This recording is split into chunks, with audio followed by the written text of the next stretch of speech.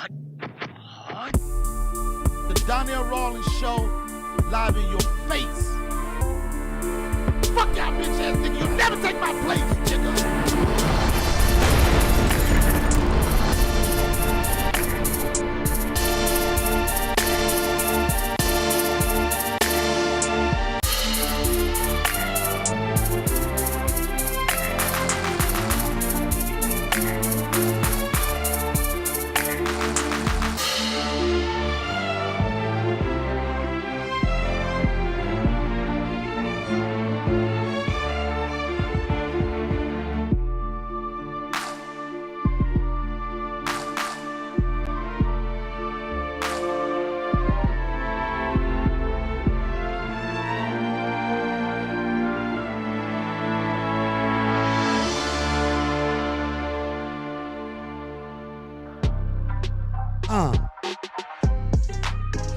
Hey, yo, y'all know what it is. It's Donnell still with the biz.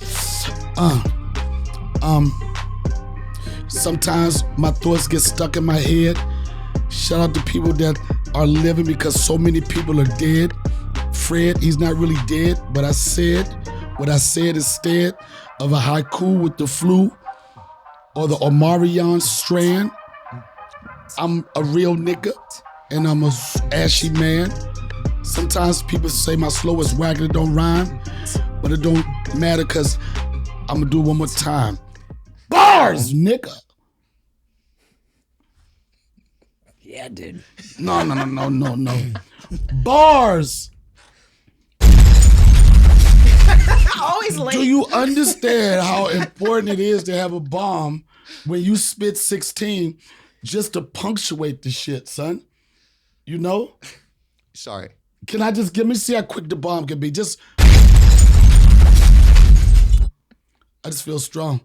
Ladies and gentlemen, this is the Donnell Rawlings show, and we have a guest, Steve-O. Yeah, dude. Thanks for having me, man. We just got done doing my podcast. I wonder, when will you be putting this one up? When are you gonna put yours out? Thursday. We put ours out tonight.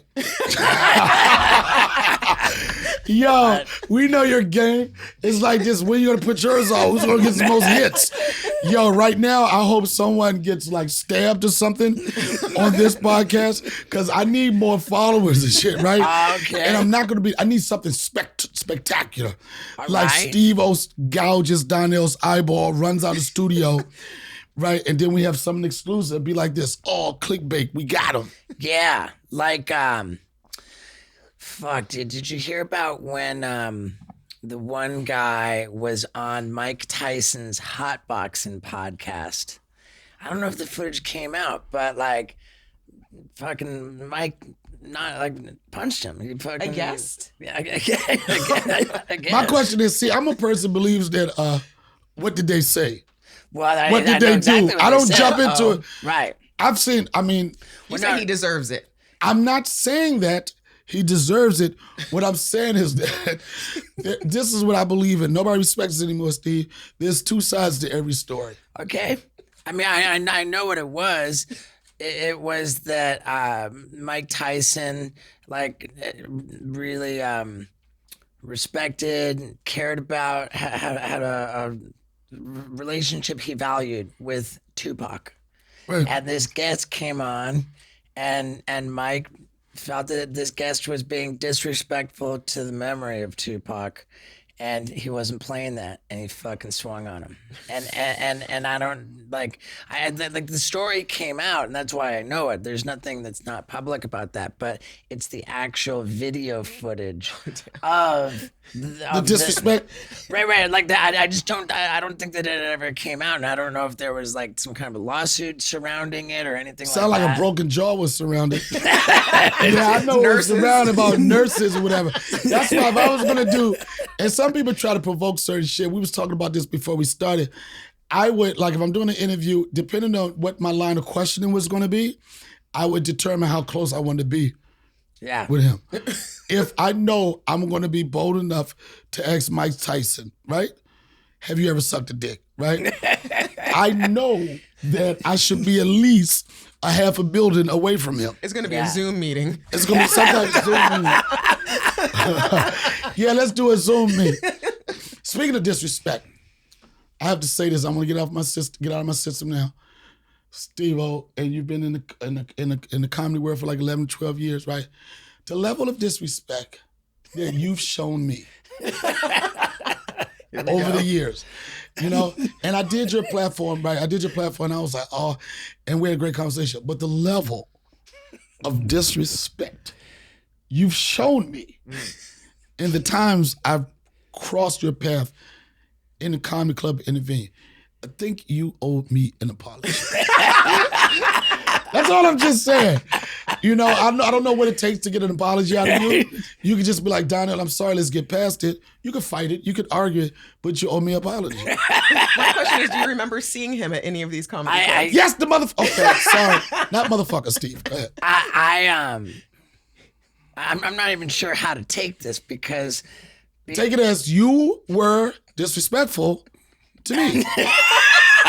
That's all I'm saying. I mean, how do you else you to take it other than that? Well, I mean, I get the sense that you're fucking with me, right? Like, I mean, how about this? If I really was disrespectful to you, then I would like to acknowledge that and see what we can do to make it right. What I want. I want to make that right. I don't want that. I don't want acknowledgement. You know what I want? I want the same thing the LBGTQPFG community wants. I want you to say you're sorry. Okay? It doesn't, you don't have to judge. If there's truth to what you're saying and I was disrespectful to you, then I am deeply sorry. It doesn't have to be the truth. You don't say sorry because you know the truth. You say sorry because people want you to say sorry. That's all I'm saying. Right. Like, I don't even give a fuck if you remember the story. I just want a white man to say sorry to me, man. What does it take or that they to get a white man? People right now. Okay. You shut the fuck up. You never say sorry, son.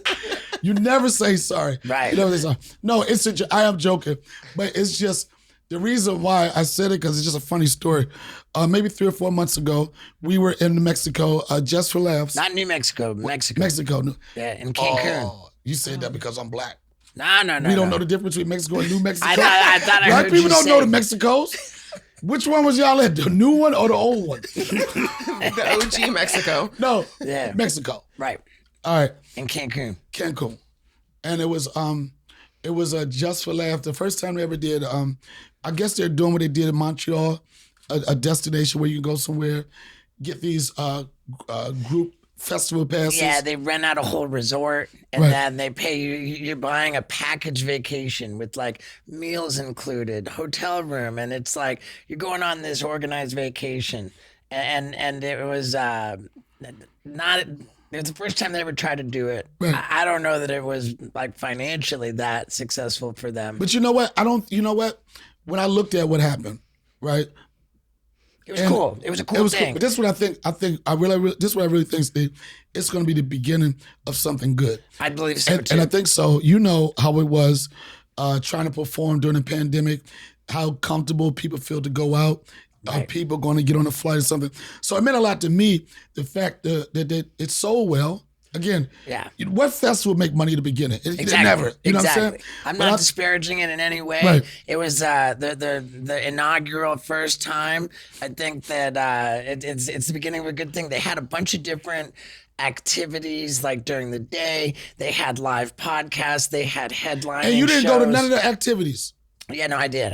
None of you motherfuckers went to the activities. Y'all tricked me. You didn't trick me, but they had this one thing. They was like, it was called the boat cruise, right? Oh yeah, you went on the booze cruise. Yo, see, you know what it was. Nobody told me. You went on the booze cruise and you came back hammered. Okay, first of all, I want you to apologize for giving up too much motherfucking information right now. Nobody asked what state I was in. I don't need those memories, motherfucker.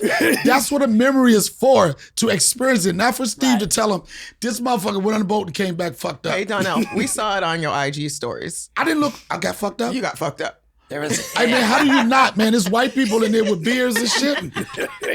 It was white people with I mean. Hey, man, I hot. was the only black person on here. It was hot and you were thirsty. And it was End there. of story. Yeah, and they was having fun. I don't give a fuck, man. Something about white chicks with 2 beers in their hand. I don't know with this. Yeah, yo, I'm a sucker for that shit every time. Titties and beers at the same times with the bounce. Whoa. Some of them had MAGA hats on backwards too. As long as it's backwards. But yeah, There was booze cruise. They had golf shit. They had this live karaoke band business, which is where. And it's where, Which is where I tripped up. It's not. You didn't trip up. This is when we had our first encounter. Okay. Okay. All right. So everybody gets a certain amount of time. We all know, right? We all know, right? It was like one of those festivals. You get 10 minutes. We get 10 minutes, right? Steve-O goes on, and he's ran the lights. It's blinking. No, ran it. like, phew, like ran it, right? And it was so funny. And I'm only having fun with this because I was excited to see him perform. People were excited to see him, but I wanted to perform too, right? And I hadn't used the race card on the resort at all. I've been waiting to say because I'm black for anything. I can't get it off, right? He was like, "You gonna go on that to Steve-O?" And then he went a little long. I was like, "Oh, I see." Because if you use the race card, you got to use this tone. Follow me. Oh, I see what's going on up in here. The race card doesn't stick unless you hit the O. I see what's going on up in here. And it was the crazy thing. I could care less when people go on the light, but we had a certain amount of time. We had to be done by 12 o'clock. And they was like, "Well, Steve is going a little long." I was like, I don't give a fuck if he's going long. They like it. We having fun, right? And then I said to myself, okay, we running lights, so what? I didn't give a fuck. And the reason why I'm saying that, I'm being honest, because some people bitch about the light for different reasons. Like, I didn't give a fuck. I look at it like this. If motherfuckers are enjoying you, if you're engaging, if they feeling you, I'm never one like, get them off. I'm like, let them get it all, right? But I was like, okay, so what? He's running the light. I'm like, what does that mean? It was like, they might turn the lights off. Like, really? They were serious about. They were serious about the time. The time constraints. This Yes. show was supposed to be ended at midnight. Right. It started at 11. It's going to end at midnight, and they're not fucking around. At midnight, they're pulling the power I don't cord. understand why, because the resort, people need to sleep, or their neighbors in condos. No, because Really we're good Americans question. over there. We loud as shit. That's what it I is. saw what y'all did. Yo, we have fun. Not because we're Americans, but motherfuckers want to go home. Okay. You know what I'm saying? The whole thing is like, this is what you do in a situation like that. Like, you ask, who's on duty tonight? There you go. Which Pablo motherfucker, whatever it is. I know it's named Pablo. Which one of y'all got to go home? Hit him with some dough. You know what I'm saying? Come on, man. You know what I'm saying? Like, soften the situation. Right. Yeah. And I didn't care about it, but I was like, damn, I want to perform. And I was like, what's the worst thing gonna happen? They was like, oh, they could pull the power. I was like, that shit ain't gonna happen. So I did my set, right? I did my set after I watched him do a whole special. A Netflix special. No, and then this is the ultimate level of disrespect. After he smoked the light and just dropped the microphone.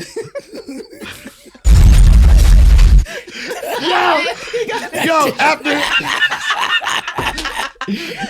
that was a good one. So after he just dropped the microphone, the motherfucker left us there with no lights. And I'm like, yo, if anybody need, where's Steve-O? Where the fuck is they? Was like, we don't know. Come to find out later, he told me that he went to see a UFC fight or whatever. Well, no, I mean, I went to go watch it on TV. You are so fucking disrespectful. You so disrespectful. You couldn't watch it there. But the funny thing, but a moment happened. And this is what I was going back to, the reason why I like the festival, because even though I went to the booze cruise, they were like, man, no celebrities are gonna go. They was really happy to see me. Yeah. We had an amazing time. And one thing that I did get out of that whole experience with those people really enjoyed themselves. I think this was the last night of the festival. So with Josh, you got the goddamn, what is the name of it? Goddamn Comedy Jam, Josh Adam Myers. Yes, it's fun. And I got to give him props too, because he's been pushing that for a long time. Yeah. for a long time where I saw it develop in the comedy club to just like do it to like now it's like one of the biggest parts of these festivals. And I was going to sing. He was like, you just got to sing a song. I'm like, I'm not a singer, motherfucker. I said, I got to come up with something that white people fuck with, right? And I decided Bruce Springsteen, Born in the USA. Never fails. Never fails. Even though that song's been out for 30 years, I don't know the lyrics. You know the tune. I just know end up like a dog that's been beat too long till you end half your life trying to cover it up. It was that's all I remember. And I'm starting to do Born in USA, right? I am patriotic. I'm there for my country. I don't know why Steve's there. He don't have no shit to say USA or nothing. He just drops the mic and leaves. Yeah. He goes everywhere, just drops mics and let them explode and just leave. He had a show to watch. Yeah, he had a show to watch. It was big fight night. Okay, I get it. Yeah. And so lights go out. Everybody's like, fuck that. I was like, yo, man. And I talked about this on the podcast. I was like, this is not going to stop. I said it's going to be tough to get this in order. But first off, we got to listen different, right? You got to pay attention. Because if you're talking in the back, like everybody, you got to get people's undivided attention. Mm-hmm. You listen. They started listening, and then we put the light out, and we was singing Born in the USA. Well, yeah, they pulled the power cord on him. We heard it go, right. And so now it's complete. There's no amps, there's no lights. It's in the dark. And Donnell says, "Hey, if we're all quiet, then we can make this happen." And he has everybody turn on the flashlights on their cell phones. So now there's a little bit of light. He says, "Okay, come on, like focus, guys. Let's make it happen." He's got the band's playing the guitar, an electric guitar with no amp, and he's got them paying such close attention, and that you can actually hear the guitar with the fucking electric guitar, no amp, and then he starts singing, and it becomes this beautiful thing that I wasn't there for. No, I'm gonna tell you. No, this is what I was gonna say, it was a moment, and it felt like that was the moment to stamp it, and I owe it all to your disrespect. Because you think about it. If you had respect for me, right? It would have never happened. The lights would have been on and everything. But the level of disrespect you showed me let the world have one of the best moments of the whole fucking pandemic. Okay, so instead of Steve-O now having to apologize to you, maybe you should tell him thank you?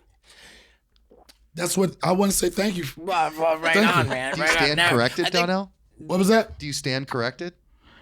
No. No, we had a podcast and we was trying to figure out phrases that white people never want to use, right? Okay. And one of them is, I stand corrected. Oh, yeah? Yeah. I always say I reserve the right to be misinformed. There you go. There you go, son. I got that one. Yeah. Yo, I love that. Sounds like a motherfucker that's been in so much trouble that it's like programmed. Like, okay, here we go. I hit him with this. I'm wrong. It's all the way that you articulate those words. Yeah. That's what happened. That happened to me. It's so funny because when I was in the Air Force, I didn't tell you Shady Student Podcast. I was in the Air Force, and I was leaving. My first duty station was Kunsan, Korea, right? And I was leaving. Like when you're in the military, it applies to military and prison, or anywhere where you can find somewhere and you count down. In the military, we call it short time calendar. Like if you do a year remote, when it comes down to 30 days, you have a calendar that just looks like a puzzle, whatever, and you just color something out. It's like 99 day. I mean, like 29th day, 28th. It gets dark and you get short. The shorter you get, people excited. I'm leaving. You start talking shit to other short people. You know, motherfuckers like, how long you got left? Motherfucker be like, man, I'm short. I got 2 weeks left. And then a motherfucker be like, man, I would kill myself if I had 2 weeks. I'm leaving in 2 days, right? It was just the thing. And then when you get down to zero, it's like, I'm out of here. I'm going to be in a Freedom Bird. I'm gone. I had a short town calendar. I get down to day 0. I was out processed of the base. I was supposed to go to Bowling Air Force Base. I go downtown, K-Town, Korea, for my last hurrah. I used to They love me down here, right? And I got into a motherfucking fight. I got into a fight that night. And it's the same as jail, you said. It's Yeah, similar. I didn't get to jail yet, but they was trying to. I got into a fight. Now, I was a police officer. I used to work the main gate. And I had a Korean bitch over there. I mean, woman, queen, whatever. Yobo. They call her Yobo, right? There's a Yobo. It's like, and I was supposed to leave. And I was like, God, I got in this big fight, stomped this motherfucker out and everything. And I go to her house at night, and I was like, I need to stay. How am a police hiding from the police? In the military. In the military, I'm like, yeah, I think I need a place to stay tonight, right? I was like, I'm gonna go tomorrow. She was like, Iggy, yeah, what happened? I thought you were gonna stay inside. And I'm not being racist, that's just how she talked. I'm not making fun. Some people like this, oh, don't talk like that. That's how the bitch talk. She said, hey, yeah, oh, what happened? So I go to base the next day, and my friends, they was like, G.O.D., I don't know what happened last night, but you got to get your shit together because you're not going home. I was like, fuck. Same time, Steve, at where I grew up, they having a welcome home party. The whole block. Oh, they got fireworks and shit. I got jammed up, and I had to stay another 30 days. Oh, shit. And I was like, man, this shit don't look good. I was like, how do you explain that you like kick the shit out of a motherfucker, beat shit out of a motherfucker, and make it sound professional? Make it seem like he deserved it. My first shirt, whatever, he said, Airman Rollins, what happened? I said, sir, because sir means like I'm showing you respect. I said, sir, it was a verbal confrontation which ended in a light affray of punches. Repeat that for me. I'll do it. Aaron Rollins, sir. Where am I here? Sir, it was a verbal confrontation which ended in a light affray of punches. Sir. A light affray? A light affray. Affray, that's just like, you know, afraid, motherfucker. Like a multiple, you know, afraid. like afraid. It don't like feel multiple. like, I was like, bitch, motherfucker, I'll kill you.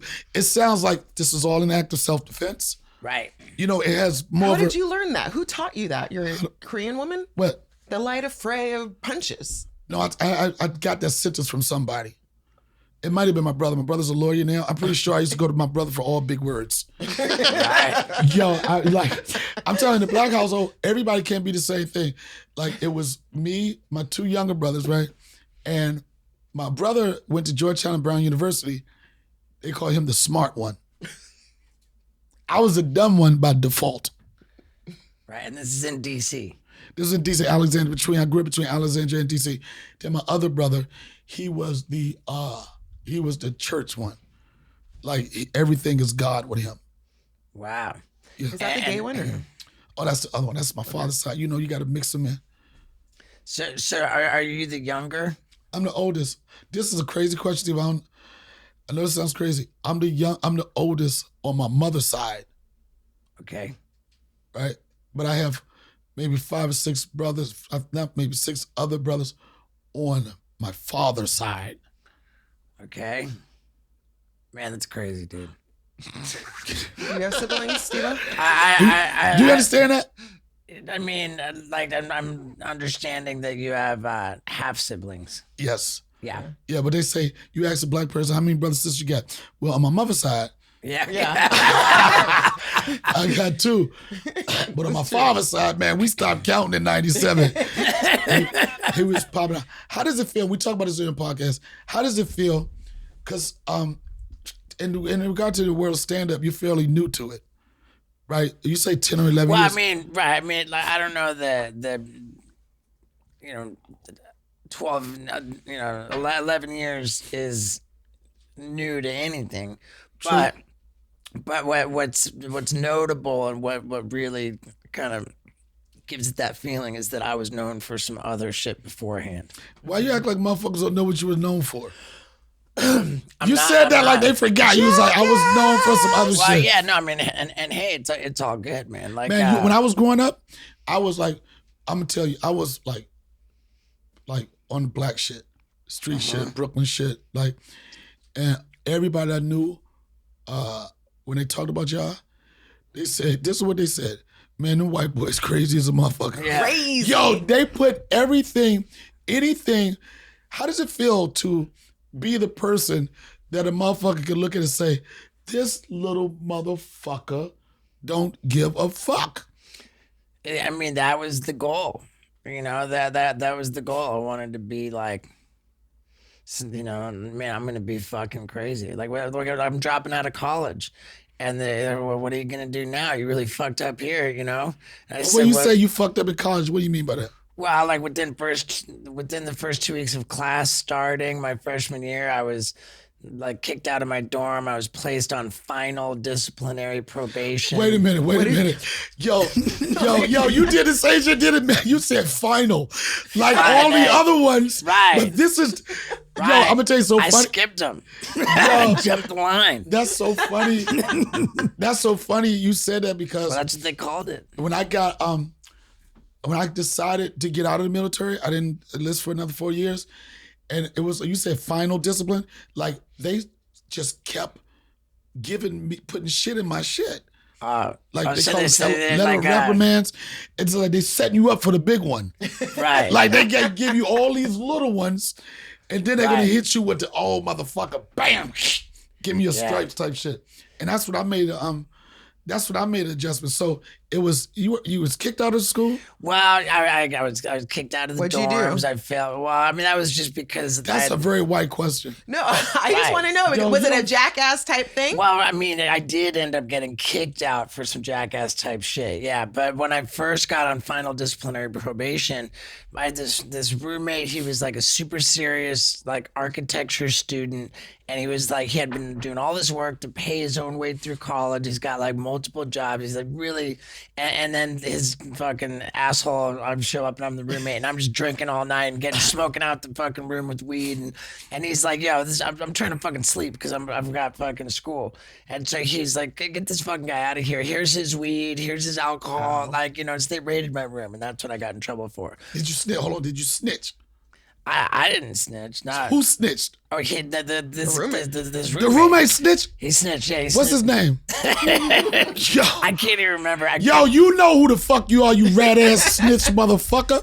Let Yeah. me tell you something. Snitches get stitches. I don't give a fuck if a motherfucker run the light. It don't mean nothing. He didn't snitch. Yeah. You snitch, bitch. Right. Give me a bomb, yo. But so then Yo, they Steve, just go outside. Come on, man, that snitch ass bitch motherfucker. Right. So they relocate me to this other dormitory, and this other dormitory is a fucking 12-story building. So you went okay? from the hood, you went up. Well, I mean, it was actually a shittier fucking building, the 12 stories. I mean, this is just like fucking Like the projects of yeah, your- yeah. And now, like, I'm doing my stunt shit. Okay, so Okay, real quick. I do mean to cut you off. What were you going to school for? I was trying to become an creative advertising type guy. I picture myself making commercials. Producing them, being in them, just Yeah, I love the video camera. I thought I'm gonna fucking, gotcha. you know, I'm gonna make commercials. So, but it wasn't going good, and I'm like, you know what? I'm not gonna make commercials. I'm gonna fucking use my home video camera and become a crazy ass stuntman. So I'm on like the 12th floor balcony. And I figure out I'm climbing off. I'm hanging off the 12th floor balcony railing by my bare hands, and fucking I dropped down onto the 11th floor. And that was like one of my earliest stunts, and I was so proud of it. you jumped for. Wait a minute, you went from one floor. Wait a minute, you From the did it 12 and you covered down- you and you videoed it. Yeah, I What'd you videoed put it on? It's on YouTube. No, It's how on did there. you? If you did Oh, this back then, like, I mean, fuck, I would like record back and forth on VCRs to edit, and I would just like keep people hostage in the living room and make them watch my videos. It was just like that. But the stairwell, this balcony, like the stairwell went up to the roof. And I fucking broke out this window and climbed over onto the roof. And then up on the roof of the 12-story building, there was a radio tower that went up like hella fucking even higher. And I'm all drunk and fucking like I smashed the window. I'm climbing up the radio tower, and these people on the ground are looking up at the, you know, like the radio tower's like wobbling and shit. And there's this asshole climbing up it. And so then they called the cops and they found me Is on that the when roof, you- and they is that- kicked is me that- out. They kicked But me you know, out. like certain things happen when it's a defining moment. Certain things happen Yeah. when you know that's going to be your trajectory and what you're going to do. Was it in that situation, did you say to yourself, man, I'm about to kill this. I'm about to capitalize on it. No, it wasn't. Everybody who like, it's like, oh, you fucked up in school, and what are you gonna do now? And I told everybody, I'm gonna become a crazy famous stuntman with my home video camera. And every single person I said that to straight felt sorry for me. But you had a mission, though. But it gets me that you woke up and you just said that one day, or were you doing this in high school? You're always. I was making skateboarding videos in high school. Okay. Now, what told me that I was onto something was that my half-ass bullshit skateboarding videos that I made in high school, I tried to show everybody, and everyone's like, oh yeah, okay, like great, you know, like nobody gave a fucking half of a fuck about my skate videos in high school. But then once I put in the tape and I'm showing them I'm dangling off a fucking 12-story balcony by my bare hands, I noticed people reacting to that. It had an impact on them, and I could tell in their reaction to this. I'm seeing people react to this footage. They're shocked. They're like excited by it, and this is fucking. I'm onto something. This is what I'm gonna do. They could be happy for it then, but a lot of times people equate a level of success by the money of it. You know what I'm saying? Yeah, it wasn't the money. But when did you know? Oh shit! It's some money. Like, I know that was a long time later, man. You know, and the thing was, like, I had been fired from every single job that I ever had. I had been fired from every denomination of numbers of days that I had. Pizza delivery, I got fucking fired the first day. I got fired from everything, bro. I got fired from everything. I've been fired from jobs like on day one. I'm on day two. Day one. Three, wait a minute. The first day I got fired on my first day. What did you do? Eat the pizza?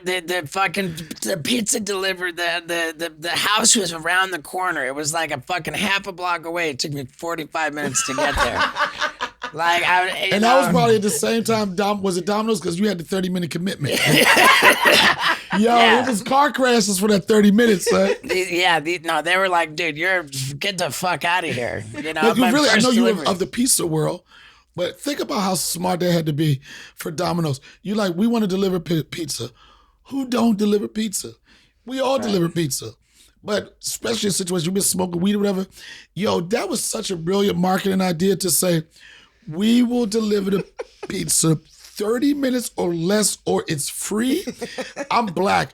We want to, listen, bro, we was cutting tires and shit. Like, hey, my man at the red light, let me talk to you 1 second. We needed that pizza hot at 31. Yeah. We didn't want it at 45. We wanted, bitch, show up 31 minutes, bitch. We just got a whole goddamn pizza. Right. Yeah, man. And I couldn't keep a job. I couldn't keep a job to save my fucking life. I think it's something to be said about people that constantly lose their job are supposed to do their own thing. Right. I told somebody every time. Job. But you're perfect. Like here when Donnell was so upset with me. You know what? I respect the fact that you gave me 2 versions of my name. You are respectful. I'm sorry for everything I said. I was like, I accepted the Darnell. I accepted it like he's white. As soon as we left this shop, I was like, that nigga called me Darnell one more time. He said Darnell. Donnell. I respect that. Yeah, when Darnell was upset with me. You did it again. No. This is soft R. Soft R's. Oh shit. Soft R. You the first white person that admitted it. It's like her and crack her or crack I hit him with some soft R's. And I didn't say sorry, and I dropped the mic on his own to be misinformed. Oh my God! Yeah, well, when we were in Cancun, I did that thing. The format of that show. That thing. Okay. Yeah, the format of the show is you tell a story, and then you sing a karaoke song with the band playing the music.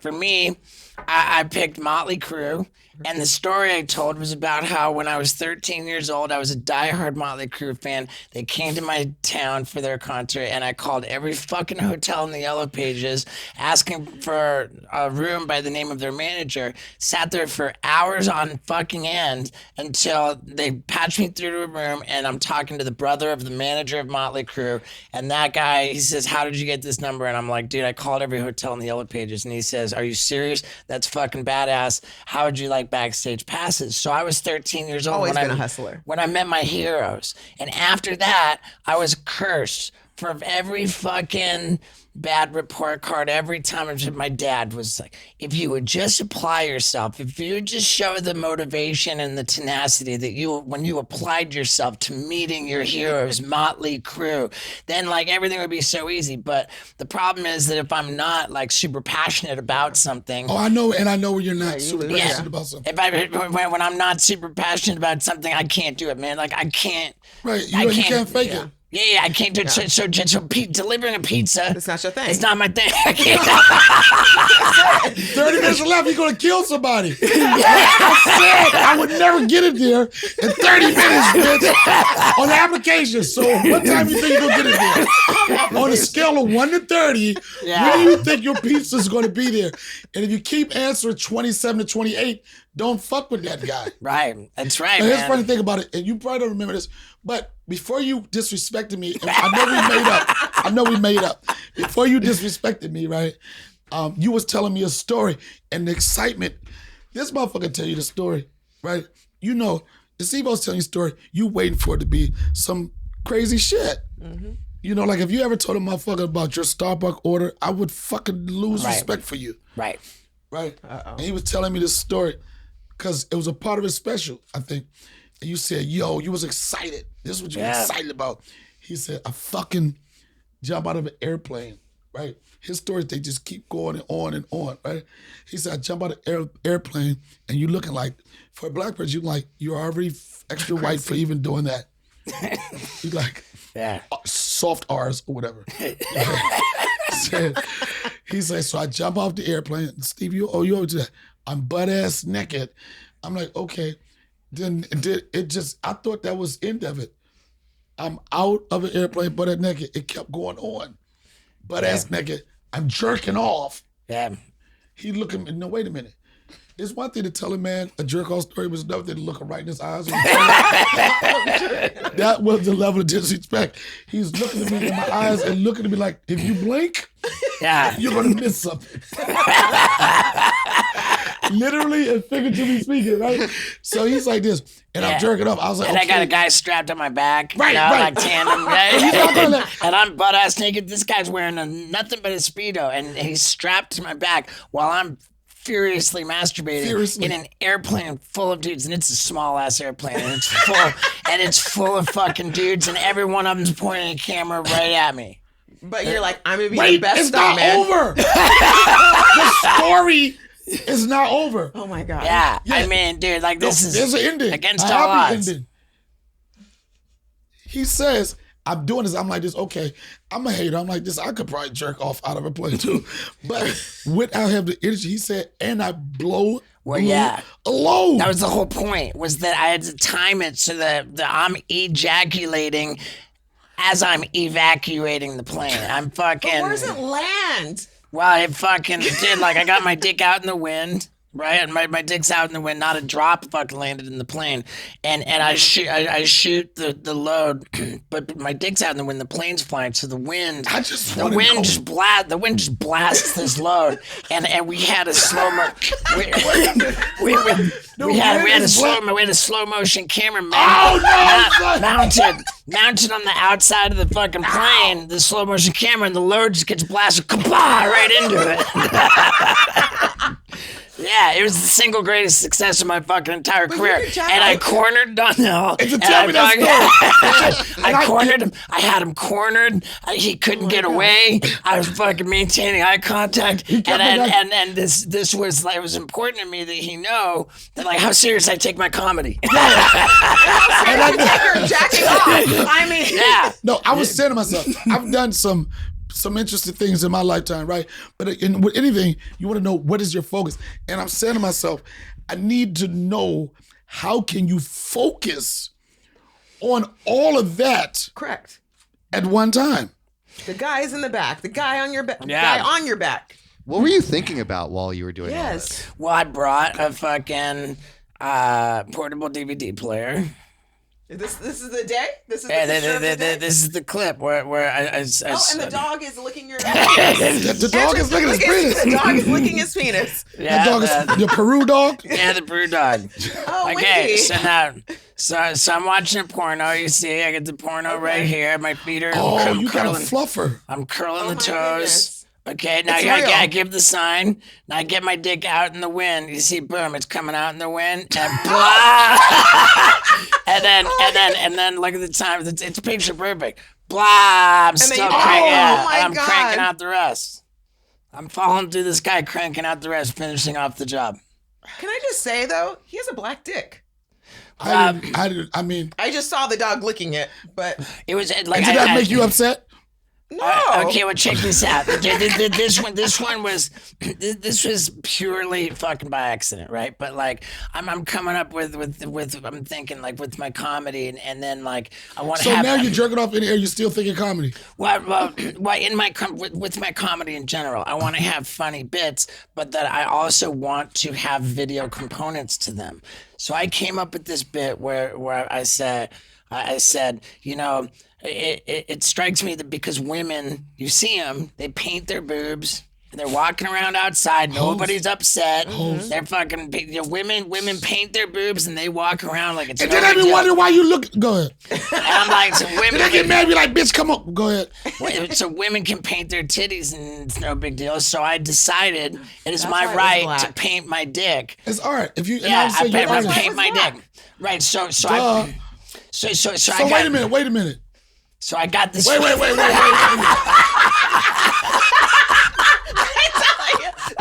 I'm like, that's why it was black. It wasn't actually black. Wait a minute. And I'm like, okay, hold on, time out. Right. No, you said, yo, he has a black dick. Not big or nothing. You meant like the color of it. No, it's black.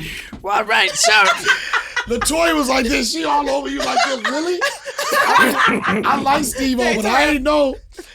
All right, we don't have to rewind it. That's very interesting. I noticed This is that a- part. This is a different deal. So I put together this hardcore cyclist suit. Okay, like what? this cyclist. I'm thinking to myself, I'm gonna paint my dick and I'm gonna go around and that's gonna be a That's funny so bit. fucking funny bit. I'm gonna be, so how am I gonna paint my dick so I can go around and like maybe like people don't notice it at the first look, you know, at the first look.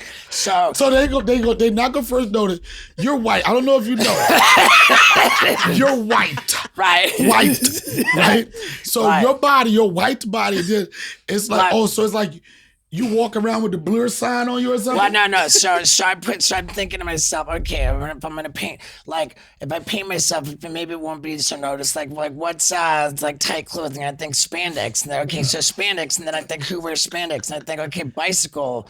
Fucking people. So I get my bicycle, my 10-speed bicycle, and I get the bicycle shirt with the fucking the helmet, the whole fucking kit. But we just paint on the shorts, right? Right, that makes sense. And the bike kit I had was black and blue, right? This blue shirt. So my girl's art department, you know, I get fucking a big gallon of black paint. She fucking paints on my shorts. I'm getting ready to go crash this bike in front of strangers on the sidewalk. So they reach their hand out to help me up. You know, they reach their hand out and like I've got my schlong fucking like right there, right? And it's hilarious. But like she gets done doing me all up. And takes this photo of me hoisting up the bicycle, right here. Well, so this is the black dick. And so I text that photo to Johnny Knoxville, and he says, "That's the smallest black dick I've ever seen."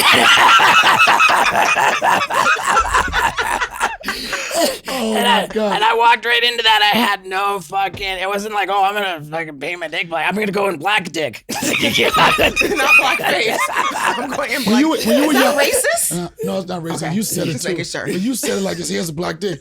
And all the women like, really? You about to get so much likes on your shit? Yo, Steve-O has whole new black fan cock. base. He has black cock. It's gonna be a whole new fan base. It's I coming. played for the Chicago Blackhawks. All cock. You started the cock stuff. I was just noticing what I saw.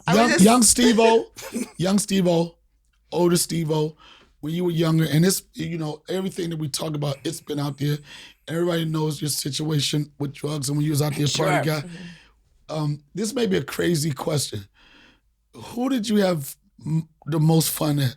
Younger Steve-O or Steve-O now? Where? Man, it's a really fucking good question, man. Because I'm not gonna go and say that I didn't have a fucking boatload of fun getting all fucked up on cocaine and all the rest of it. And like, there was a point I was doing drugs where like I'm watching people walk around who just weren't even fucking there to begin with because I'm so out of my mind on drugs. I'm hallucinating. One time I hallucinated a fucking full-on intervention where people just filed in. They all filed in. I watched them all walk in and sit down and say, hey, we got to fucking talk to you. Right. And then I come to realize that they had never been there and like at all to begin with. And that's like one of my most fond memories. Like, You're I love subconscious talking to you. Yeah, for sure. But and it turned bad, and I'm so grateful for my sobriety now. Like, I'll do anything to protect my sobriety, and I mean that. Like, sobriety's not less fun. It's just my life is different now. I'm fulfilled by different things. I think that if I heard your question correctly, or the way I interpreted it. No, when you say you're not apologizing. You're not apologizing because that was, you know what I'm saying? Yeah. And we all had a situation. There's some people who are sober, like clean and sober, people in recovery, and they'll say, man, my worst day sober is better than my best day when I was loaded. Right. And I'm like, I roll my eyes and I say, fuck that. Yo. Shut you the ever fuck had somebody up. doing lines of cocaine off your dick, nigga? Shut the fuck up. You didn't party with me. And that's what I'm saying. It's like some people, they could look at it as, okay, what was I doing in my life then? But some people could be like, yo, that was my life then. I'm not apologizing for it. Well, this is what we say in the streets. I had a good run. Yeah, sure, man. But then it comes to a point where it turned bad. Like the drugs and alcohol, they turned on me, and it was time to address it, and I'm super grateful that I did. And like there's a couple of things, and they're kind of like at odds with each other. It's like a paradox here.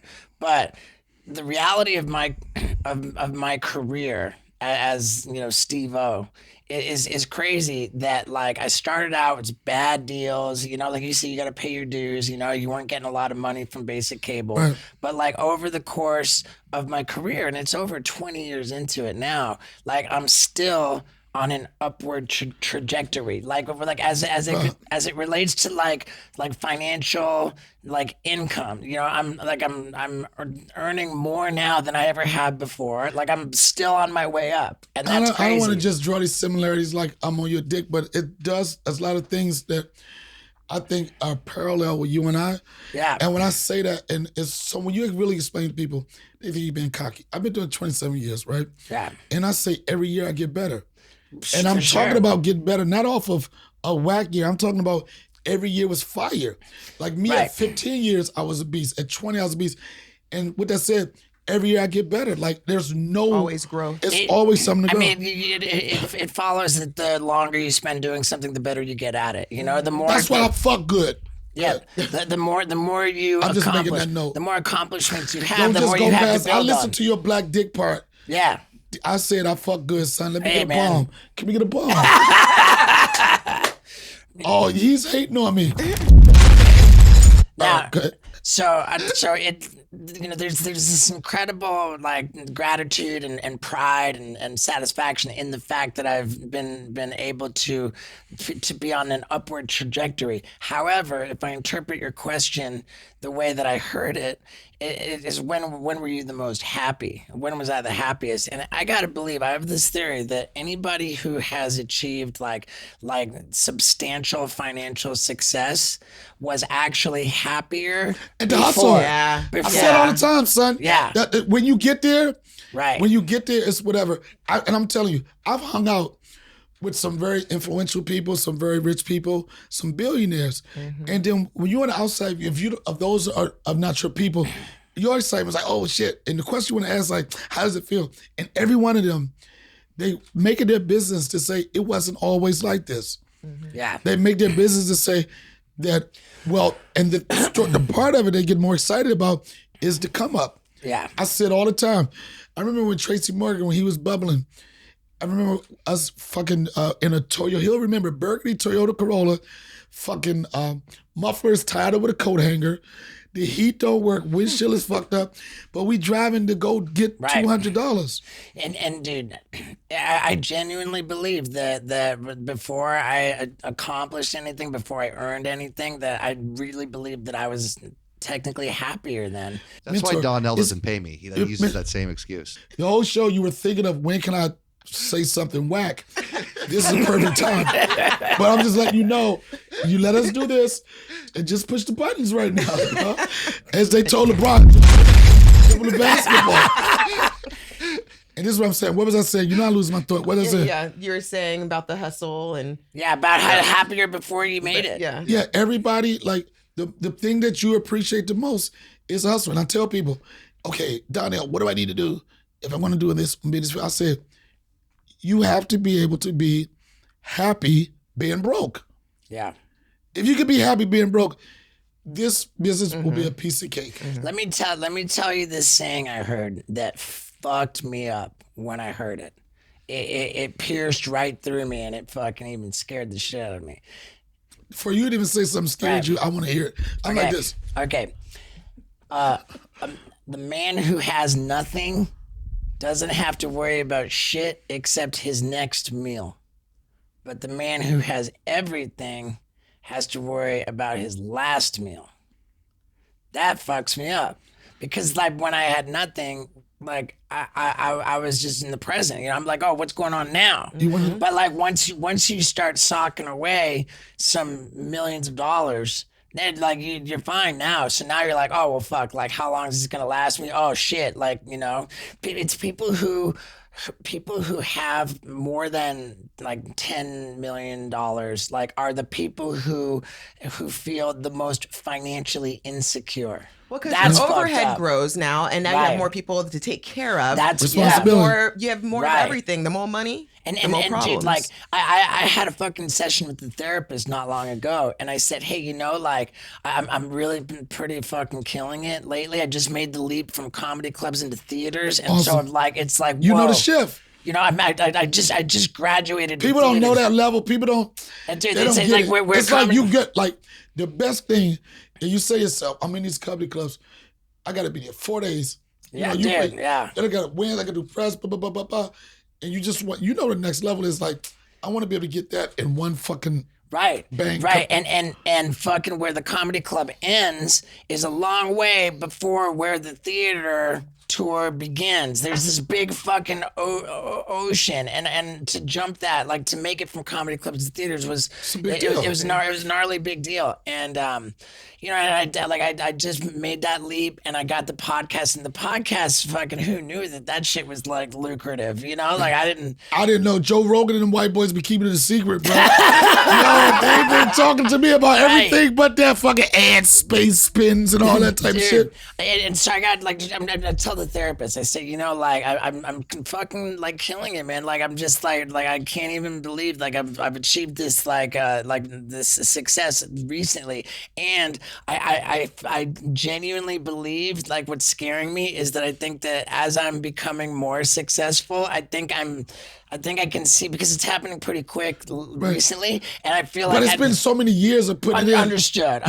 Yeah. But as in this like sort of spurt of higher like level of success, I feel like, oh my God, I feel like I'm watching it happen. I'm feeling it happen. I've become more successful. I think I'm scared that I'm actually becoming less happy and at the same time. Yo, you know what, bro? Crazy. You know what?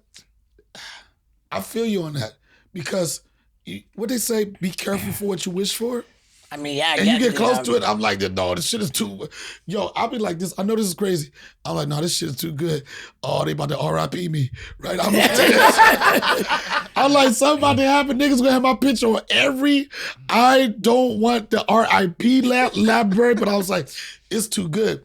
But then I think you cheat yourself out of it. Because when you start thinking about that, then you take yourself away from having a good time. Right. And we supposed to just know what? live with and I think that my where I came out of it, like where my takeaway, like my sort of final thought on it was, I'm glad that I had that thought so that I could like consciously and deliberately say, yo, fuck that, dude. It ain't real. Fuck that. You know. Read The Big Leap. It's Okay. It's a quick one-day read, and it's a guy that works with billionaires and stuff, but everyone has that. Not that I'm a billionaire, I ain't saying that, but we all have that as you're coming to like success. You build something, and you're building something. You're meeting your creative, climax or whatever we want to call it. And it's people like us. It's always the hustle. Right. Yeah. And now we're here. Right. What's after this? Dude, like for sure. And I just finished my second book. I just turned my second book, the original manuscript, into the publisher. And I waited until the last chapter. Like the last chapter was, it starts, quote, "Are you happy?" Question. And I'm like, that question always fucked me up, dude. It always fucked me up because like it's not like socially acceptable to say, no, I'm not fucking happy, you know? Like, but it's like, and you're like, oh yeah, but like it always just made me uncomfortable because when someone asks me, are you happy? I'm like thinking to myself, well, I'm scanning no, I'm anxious. But not only that, but if they answer, what you gonna do about it? Right. What you gonna do about it, bitch? Are you happy? No. Okay, talk to you later. Right. And exactly. But then I let the chapter like fucking run, and then I come back and it's like basically the end, and I'm like, okay, so now let me address this question. Am I happy? No, I'm not fucking happy. Like I've got a built-in like fucking default setting where like I just have this core belief like everything's not fucking okay. If it's okay now, shit, it's not gonna be okay. Like fucking I'm uncomfortable, I'm scared, everything's not gonna be okay. I gotta hurry up and I gotta fucking hustle and I gotta work to try to make it so that everything will be okay. I'm glad I'm not alone. No, I'm not either. But at some point, even with that said, Steve, at some point, we have to settle in the fact where, like, just, okay, like, are you, like, the happiness is a tough question. Right. You know, like, what are we searching for? Can we be happy with this? Can simple shit I understood. Matter, you know? And the thing is, the way I interpret it, I say, you know what? Like, it's a bummer. Like, what I'm saying sounds like fucking tragic and sad. And like, but the reality is, like, I equate, like, let's say I was happy. Let's say I really felt content, comfortable, and happy. Like, to me, that just sounds like fucking lazy. You know, that sounds like fucking lazy. What am I doing next? Right. That sounds like lazy. And my honest, true belief, even if it's an unhealthy belief, even if it's an unhealthy way to live, that if I had a choice between being content and like, or dude, 10 out of 10 times, I'm going to choose the hustle. I choose to be uncomfortable, anxious, twisted up, and hustling. And when because it's normal. Yeah. A lot of, like, I guess as you get older, you start realizing, I noticed you get older, you start realizing a lot of motherfuckers are leaving us, right? Yeah. And it's so, and I know that it hit the comedy real hard. I don't know what your relationship was with him or what part of what he meant to your life, but finding out that Bob Saget wasn't within us anymore, how did that make you feel? I didn't ever have any interactions with Bob. I've never heard anything but beautiful, wonderful things about him. You know, so like, I it's not my personal experience, but it's my understanding that he was just a fucking wonderful, generous, great person, and like just a an angel in the world of comedy. And I'm telling you, and I know that he fucking performed like less than 24 hours before he died. And his tweets, and he was like, he's for me, expressing gratitude. And I don't have the personal relationship with like that. But I did when we were doing the summer shows in Yellow Springs, Ohio, and he would come out there like when nobody was telling jokes, and I know like he was staying to himself like everybody was, and I remember the excitement he had just being around people again. Yeah, like he was like being around people, and not just being around the audience, but like being around people that was breaking bread, just having regular conversations, just like chumming it up. And like and the stories I know of him, you never hear a bad thing. Yeah. I think so. I didn't lose a friend. Right. You know what I'm saying? America lost a father. Yeah, a father figure America for many lost people. Somebody that just made you feel good, which in itself is a task. You know how fucking stressful it is to responsibilities bring happiness to somebody? But let's be realistic too, man. The guy performed like that fucking night, that night or the night was see, this is what I'm talking about. I know, like, I really feel like I've saw the transition from when Jon Stewart, everybody came out there, had performed a while, from not performing for a while to seeing how his peers perform, the level, and I saw him go back into the Batcave. I saw him doing pop-ups at the store. I saw him just fucking allow, like, he bumped me one night. Mm-hmm. Yeah. Yes, he bumped me one night. I didn't give a, he wasn't disrespectful the way you did it. It was a hard R. No, he was a soft R. He called you darn. Yeah, he was like, darn on. Yep. Like, me seeing him get it back into the groove and just seeing him get excited about doing stand-up. And even if you follow his story and his line, you could just tell somebody was so connected with something, going back to it and just feeling good about it. Sure. You know? And what's even like to me is so striking. You know, like I get my news from TMZ. It's a reliable news source. TMZ called me. Yeah. And dude, like you can really get a sense of how much cultural significance a person had in their 100%. life by how many different stories. And dude, Bob Saget, man, that like... Right, I knew about this story. It's interesting because I knew about the story before it broke, right? And I was saying to myself, with some people, it's an organization, I'm on blow, they call me. I'm like, what the fuck y'all calling me for? Right? And I knew about the story. And then I don't know if you could understand the feeling of knowing something and knowing within minutes it's gonna be the biggest. I was just watching my phone. I kept refreshing the browser. You know, I was like, fuck. And then when it hit. Right, but it's gotta feel good to know that everything, like he was doing what he loved. Dude, he was doing what he loved. He didn't suffer. I tell people all the time. I mean, dude, he went out like the best way he could go out. And even his tweet, he was ready to go out again. His tweet that night. Yeah, and there was no like fucking. I mean, like dude, Robin Williams, man, like that's it. That bums me out because it's like, okay, so now Robin Williams, his legacy is like, oh, he fucking like kind of bitched out. He took his own life, and Bob Saget's legacy, his memory is not tainted by any weird fucking drugs. Oh, bro, it's coming out. It's coming out now. All those stories. Yo, what? Wait, what? The what? A bitch gotta make a coin. Listen, I know I'm not trying. I'm saying. Oh, you're about to Trump your show right now. No, I'm just saying. Oh, I'm ready. Bitches ain't gonna eat off of me right now. But when I die, all the stories they gonna share. Oh, they coming out. You gonna hear? I know. No disrespect. It's gonna be stories like the Bob you never knew about. All right. And he'll be happy as shit. All right. He'll probably be happy. I'm not saying anything bad. I think the most important thing. And when I hear about the tragic passing of someone, it's upsetting to me for a second, but it also tells me that, yo, you better live harder. Mm-hmm. You better live your life. I've said it so many, you gotta live your dash. Everybody, I've said it before, probably sound repetitious, but you got the beginning, you got the end.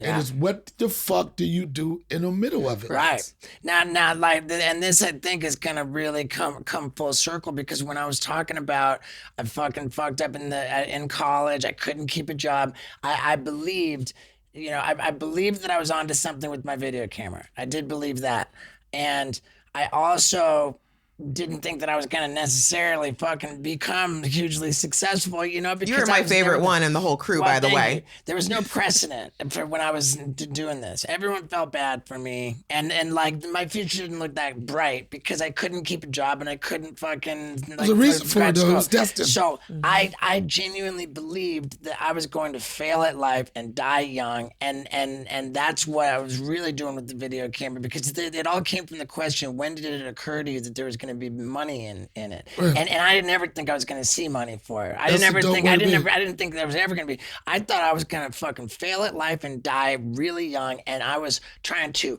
frantically fucking haul ass and load up my message in the bottle, which was like film as much crazy shit with my video camera, so that when I was dead, that video would have the chance of outliving me, so that once I'm dead, now like I'm not actually dead, because I'm still fucking having that impact on people when they see my stunts. I found it was my religion in the video camera. This was how I was gonna beat death. And dude, I gotta tell you that there's a fucking comedy bit that I was working on, and I would try it, and it fucking bombed. And it's like my mission in life, to get this bit to work. But it's about the human experience. And I'll tell you something, this is how the bit goes. Like, I've got an unpopular theory. I think fucking God hates us. Human beings hates us. So that's jarring. It's like, wait, what the fuck? Okay, well, now let's look at this. We only have one instinct, which is to survive, and one guarantee: we won't. So what the fuck is that? The one fucking thing that we know we don't want to have happen is the only thing that we can count on. Like, that's some fucking cruel ass catch-22 shit. And on top of that, the other layer of it is that we're the only living organism that can hypothetically, objectively, outside of the present, think of a time where we know it's coming. It's going to happen, yeah. Where we know it's coming. So, like, any other living being can't, like, hypothetically fear death. Only us. And that's a fucking motherfucker. And on top of that, as we barrel towards this inevitable fucking fail, we got to deal with the fact that we're wilting, like a banana's not looking in the mirror saying, damn, these fucking bruises are a bad look. You said you're working as a bit. You don't got to work as a bit. You just tell a story just like it is. Yeah, I mean, there's... Yeah, that's just but like... he said he bombed, though, already with it. I mean, I don't know. Whoa. It ain't bomb. I mean, if you're looking for a punchline, it ain't going to be there. Right. I look at it like that's a transition. Right. That's a transition. Right. It's honest. It's real. Right. Like the tour I'm on right now is the bucket list tour, and like I said, man, I worked on the comedy, and then I brought all my worlds together, where I had this like this fucking list of stunts that was just so fucked up, and I'm like, dude, if I'm gonna do them, I gotta hurry up, because I'm getting old enough. It's gonna be creepy to watch me do them, so I'm gonna hurry up. I'm gonna do it is real creepy to watch you do it. Yeah. And so I made this hour. I made this hour out of these stunts that were what were the stunts that were too much to go for? They were just too far, and I did them all. I made the hour out of it, and after each bit in my live show, I screened the footage of that shit happening. So it's this multimedia show. You was trying to explain it. When you was telling me about it, even though it ended when you coming in to do a face, but I saw the fucking passion, man. I want to say, this is really my first interview where I really talked to like a celebrity, like really have a good conversation. Didn't know how I was gonna go, especially when our relationship started off with the level of disrespect that we had. You know what I'm saying? I did not know that I could talk to a person that knows a hard R and a hard A. Right. But, okay, I gotta leave with this. Right now, I understand that, and the point of the whole thing is like, are we gonna be happy? Are we gonna like fuck, the whole thing? And like, I believe that it is a major fuck up, a bad thing that in our fucking Western civilization, our American society, nobody wants to fucking think about their own mortality. Like, old people are a party foul. fucking stash him away in a nursing home. I don't want to see him. People don't know what the definition of the word hospice is because they don't they don't want to think about it. And that's a disservice that they're doing to themselves. The way to fucking approach life is to be very clued in.